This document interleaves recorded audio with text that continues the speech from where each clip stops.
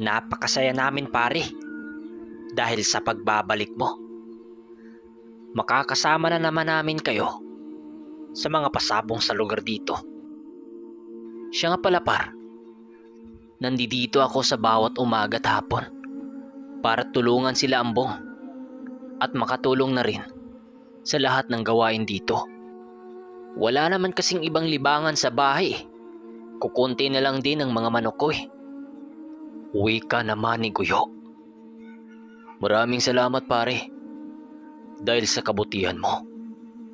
Kamusta naman kayo rito? Wala na bang nagpaparamdam na kakaibang nilalang dito? Pabalik na tanong ni Noli. Nang marinig nito ang kanyang sinabi, nagkatinginan lang naman ang mga ito. Sa awa ng Diyos ka Noli, wala nang gumagambala sa manuka natin. Kaya lang, ang lahing mga manok galing kila Omar, nagkasindamatayan na para bang may sumpa ito hanggang sa maubos. Sagot naman ni Karding na siyang ikinagulat niya. Ibig niyong sabihin, wala na talagang natira sa mga alaga kong yon? Asa na pala sila Apong at Jigo? Hindi ko sila nakikita ngayon ha. Pabalik na tanong ni Noli. Oo Kanoli, wala na nga.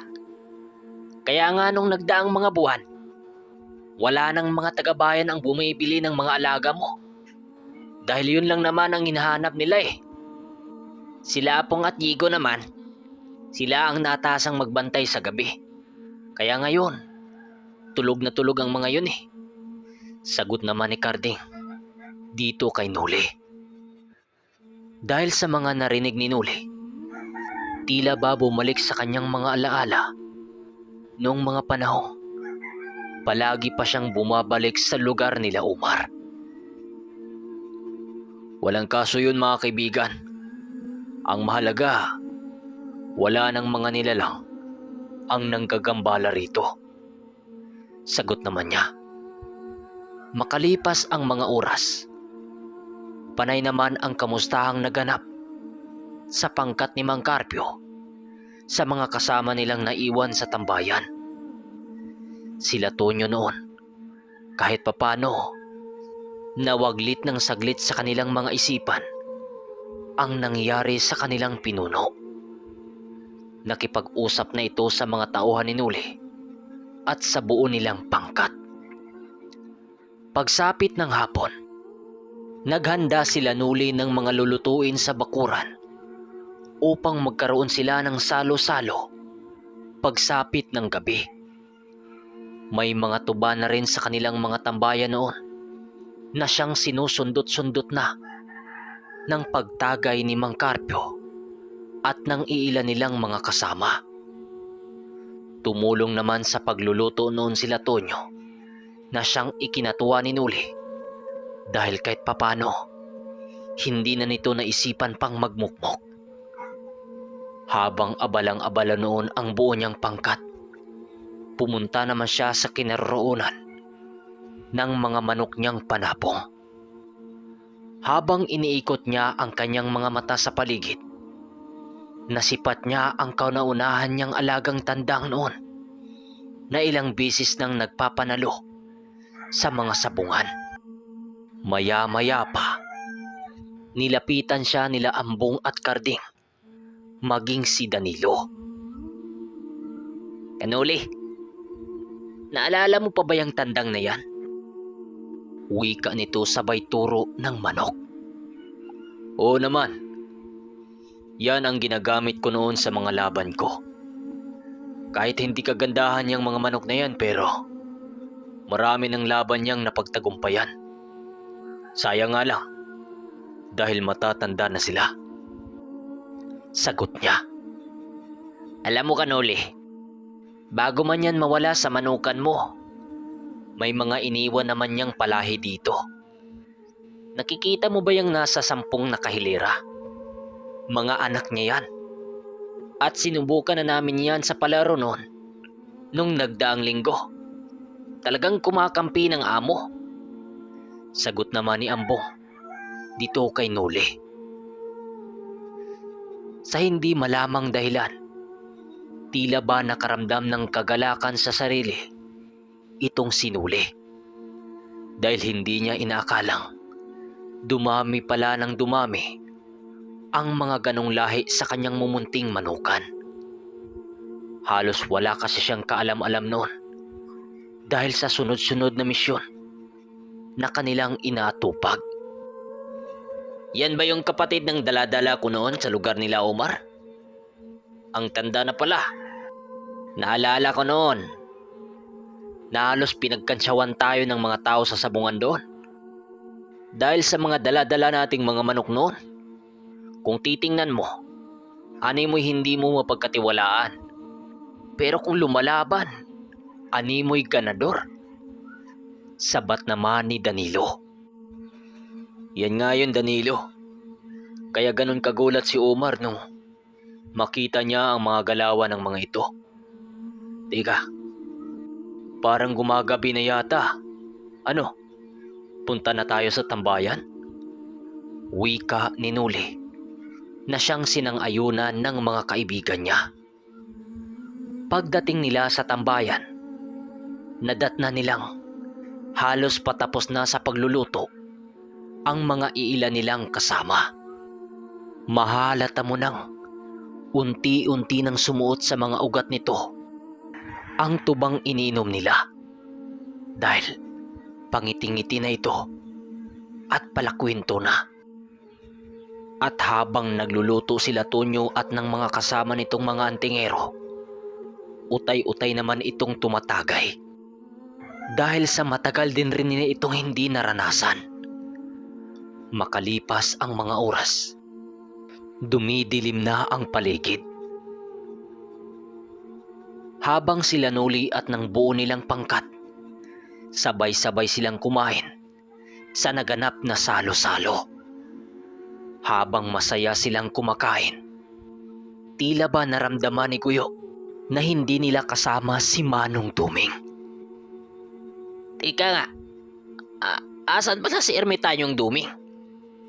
Hindi natin kasama dito Kanuli, saan si Manong Duming?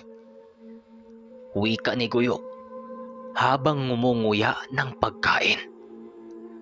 Dahil sa sinabi nito, napatitig naman si Nuli, kila Mang Carpio at sa mga kasama ni Tonyo. At maging ang mga ito napahinto sa pagkain. Dahil sa hindi napasagot si Nuli, nagwika si Mang Carpio ng, mamaya na namin ipaliwanag ang nangyari kay Duming. Kain muna tayo. Marami pang pagkain, oh. Pero sa tono ng sagot nito, naramdaman ng mga ito ang bigat ng laman nito. Lahat ng mga kasama nilang hindi alam ang buong pangyayari, natigilan. At tila ba napag-isip-isip nila na may nangyaring masama sa ermitanyo. Habang patuloy silang kumakain, napag-isipan nitong sinuli kung papaano niya sisimulan ang nangyari sa kanila sa mundo ng mga tayo. Matapos nilang kumain, nakapaikot na sila noon sa malaking misa sa may mga bangkong nakapaikot. Maya-maya pa, iniligay na noon ni Guyo ang napakaraming tuba upang simula na ang inuman. Sa pagsimula ng kanilang inuman, doon ulit naramdaman ni Nuli ang kapanatagan at gaan ng isipan dahil sa muling pagkakasama nila ulit. Pero sa pagkakataong ito, dito na nagkwento itong sinuli sa mga dinanas nila sa mundo ng mga engkanto. Nang muling magtanong ang mga kasama nila patungkol kay Manong Duming. Mga kasama, ito ang buong nangyari sa pagpasok namin sa mundo ng mga engkanto. Sa pagpasok pa lamang namin sa mundo ng mga yon, bumungad kaagad sa amin ang kakaibang mundo ng mga engkanto. Yung mga puno natin kumpara sa mga puno doon, halos triple ang taas at laki nito. Ganon din ang mga dahon ng puno. Mamasa-masa ang lupa doon at napakalamig. At sa pagsapit ng gabi naman, 3 ang buwan na masilayan mo sa kalangitan. Kung saan man ang pinakamagandang lugar, walang iba kundi sa mundong yon. Maliban lamang sa lugar ng mga itim na engkanto, na halos lahat ng kasamaan ay masasabi naming nandoon na. Pagpasok pa lang namin doon, nakakita kaagad kami ng tribo ng mga puting tayo at mga engkanto. Naging kaibigan namin ang mga yon sa tulong na rin ni Ermitanyong Duming. Alam niyo mga kasama, mababait ang mga nilalang na yon. Biruin niyo nagawang kumain ng mga pagkain ng mga tao ang mga engkantong yon sa mundo nila mismo. Totoong makapangyarihan sila. Pero habang kumakain kami sa lugar, hindi namin inaasahan na doon pala magsisimula ang madugong labanan. Habang kumakain kasi kami, sinalakay kami ng mga itim na engkanto at tayho ang tribo naming tinuluyan. Kaya galit na galit noon ang ermitanyo dahil hindi na ginalang ng mga yon ang aming pangkat na kumakain. Alam niyo naman na ang mga engkantong puti ay hindi mahilig sa gulo. Nagsisipulasan ang mga ito hanggang sa mawala sa aming mga paningin. Yung ermitanyo noon, lumabas na ang galit.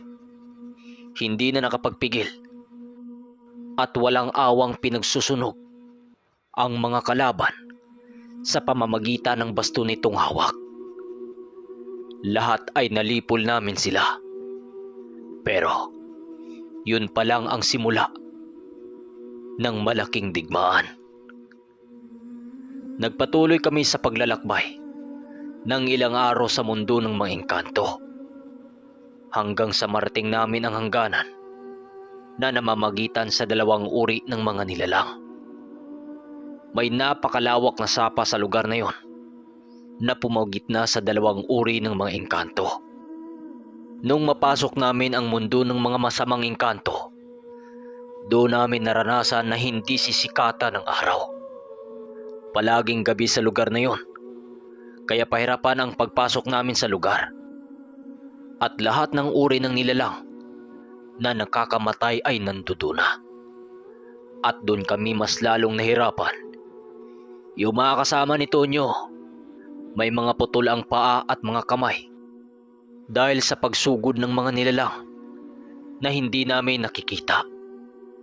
Kaya nung makabalik kami, nagpaiwan kaagad ang mga sugatan sa tunggaw. Lahat ng klaseng demonyo ay nandoon na. Napasok kami sa lugar sa paghanap lamang kay Ginoong Castancio at Sanoy na nakipagdigma.